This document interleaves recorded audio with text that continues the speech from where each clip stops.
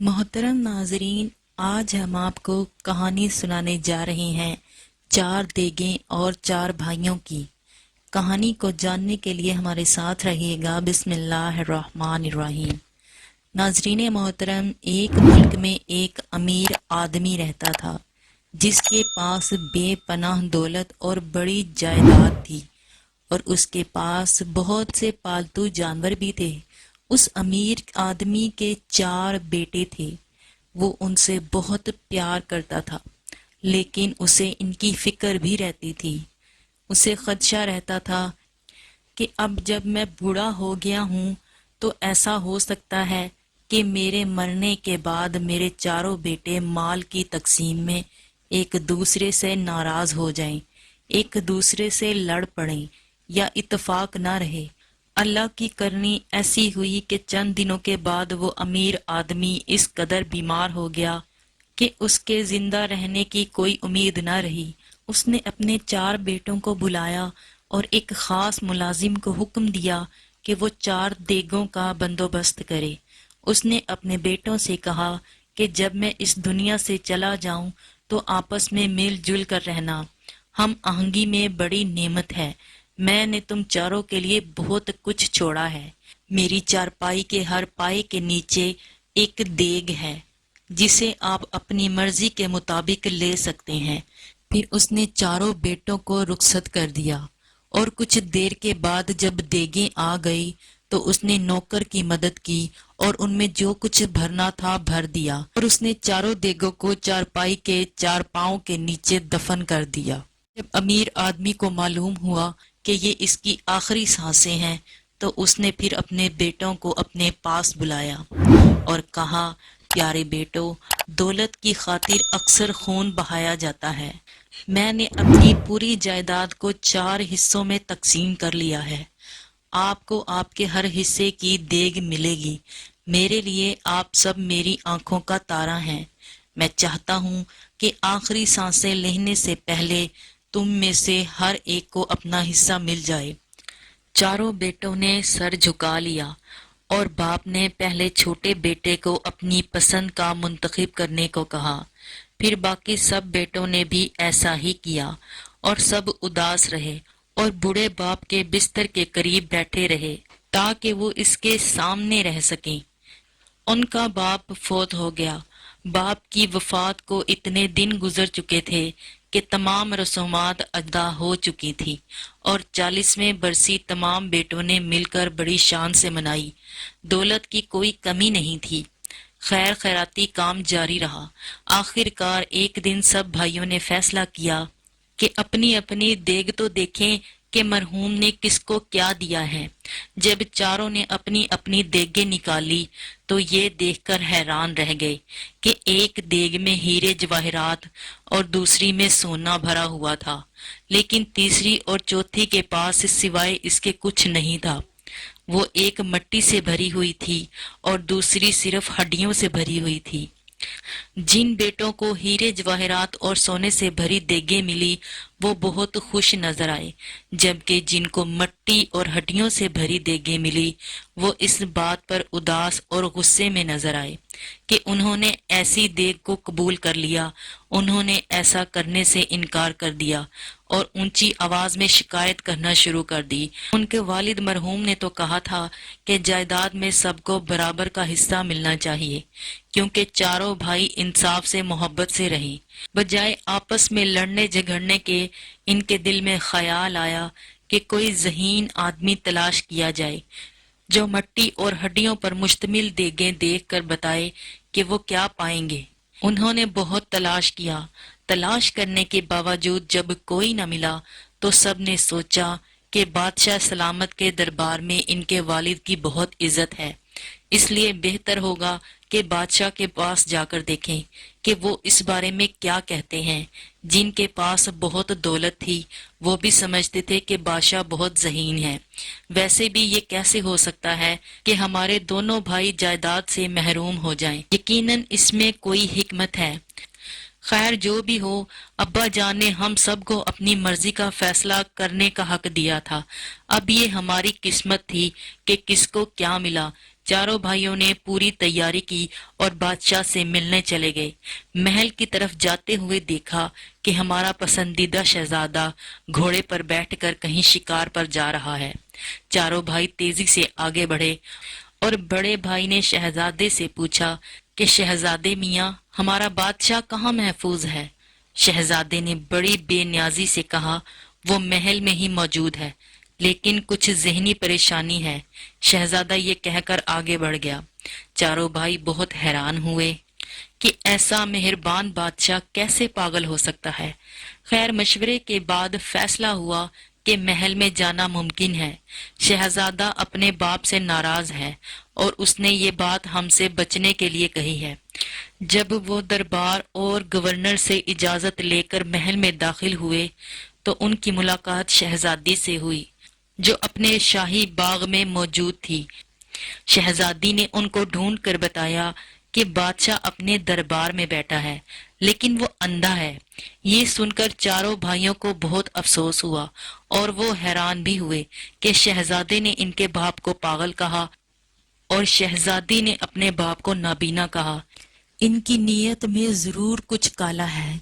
अमीर बादशाह ने इनके वालिद के साथ महल में एक पार्टी में शिरकत की थी और बादशाह की बीवी भी इन्हें अच्छी तरह जानती थी, इसलिए मलिका ने भी इनसे अच्छी खासी मुलाकात की।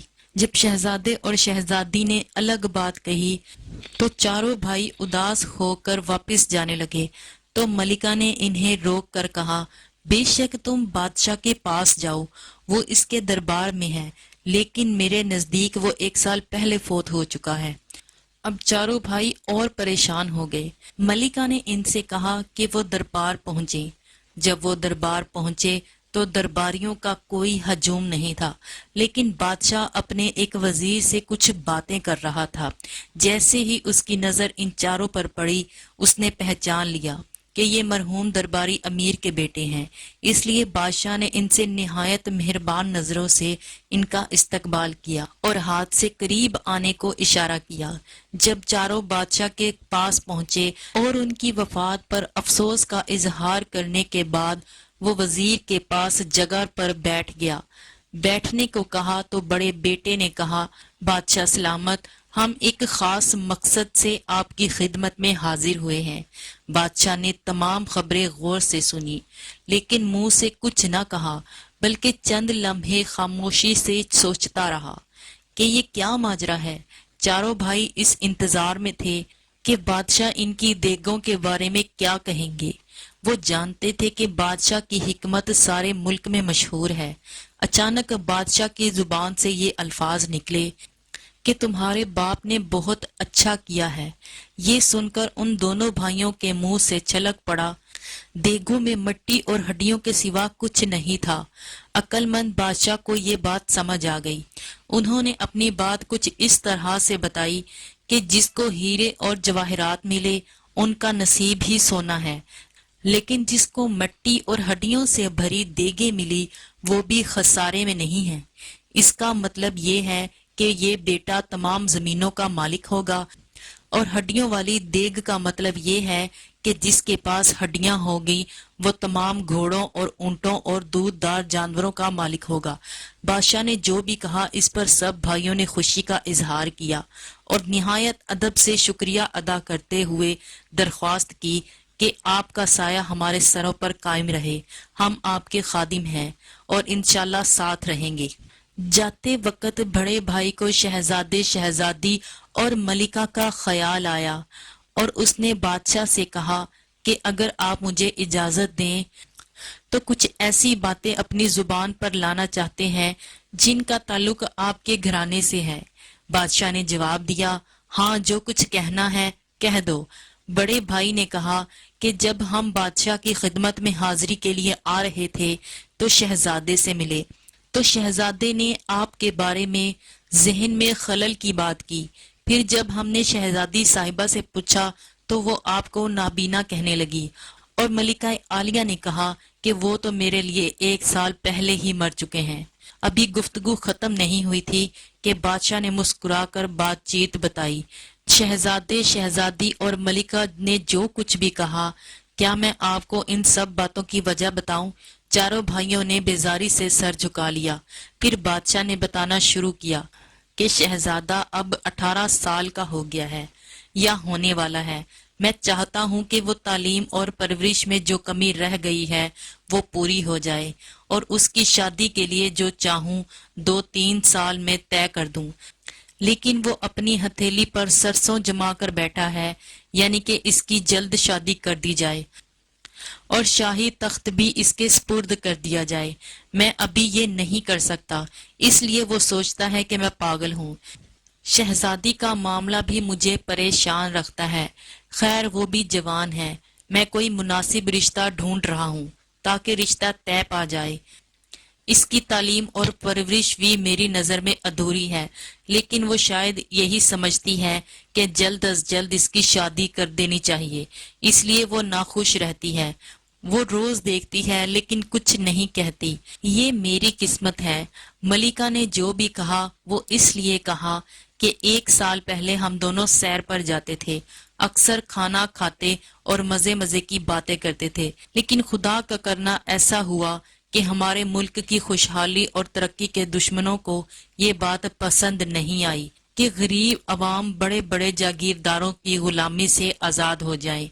आप जानते होंगे कि जमीन किरायादारों को जमीनें देकर मैंने इन्हें अपने खेतों और बागात के लिए काम करने की तरगीब दी। मालकान इतनी अच्छी फसल उगाते हैं, जागीरदारों का टोला इन्हें तरह तरह की धमकियां दे रहा है।